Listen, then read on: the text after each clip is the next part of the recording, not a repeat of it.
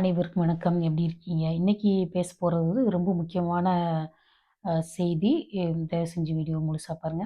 அதாவது கடலூர் மாவட்டத்தில அ நேத்தோ இன்னைக்கோ நடந்திருக்கு. ஒரு அப்பா தன்னோட பொண்ண ம் வெட்டி கொலை பண்ணியிருக்கிறாரு. அதாவது 27 வயசு பொண்ணு எம்.ஏ, பிஎட் படிச்சிருக்காங்க. அவங்க வந்து வேற ஜாதி பையன காதலிச்சிருக்காங்க. அந்த பையன் இன்ஜினியராமா. இன்ஜினியரா படிச்சுட்டு ஏதோ பிசினஸ் பண்ணிட்டு இருக்காப்புல. இந்த பொண்ணு படிச்ச பொண்ணு.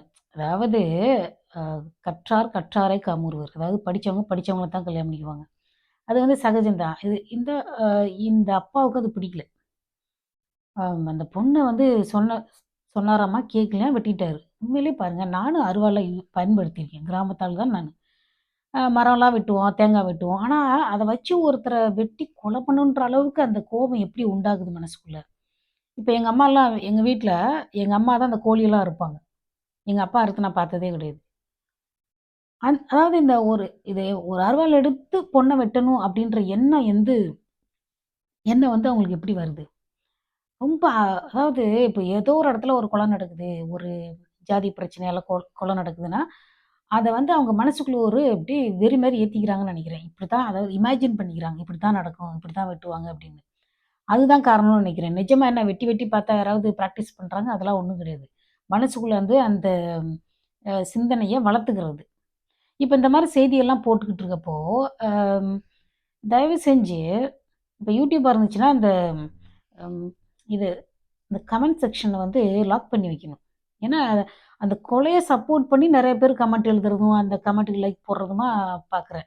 2வது வந்து Facebookல இந்த மாதிரி லவ் பண்ணா, அதாவது வேற ஜாதிக்கார பையன லவ் பண்ணா, இப்படிதான் பண்ணணும் அப்படின்னு சொல்லிட்டு கமெண்ட் எழுதியிருக்காங்க. அதுக்கு போய் ஒரு 500, 600 பேர் லைக் போட்டுருக்காங்க. இந்த மாதிரி கமெண்ட் எழுதுனாங்கன்னா, அந்த அக்கவுண்ட்டுக்கு வந்து வார்னிங் மெசேஜ் அனுப்பணும். அவங்க தொடர்ந்து ஒரு 3 கமெண்ட் இந்த மாரி எழுதுனாங்கன்னா, அந்த அக்கவுண்ட்ட லாக் பண்ணணும். ஏன்னா வந்து இது வந்து எவ்வளோ மோசமான விஷயம். ஒரு அப்பா வந்து ஒரு கல்யாண வயசுல இருக்கிற ஒரு பொண்ண வெட்டி கொல்றாருன்னா, அவருக்கு எந்த அளவுக்கு ஒரு மானம், கௌரவம் இதெல்லாம் இருக்குன்னு பாருங்க.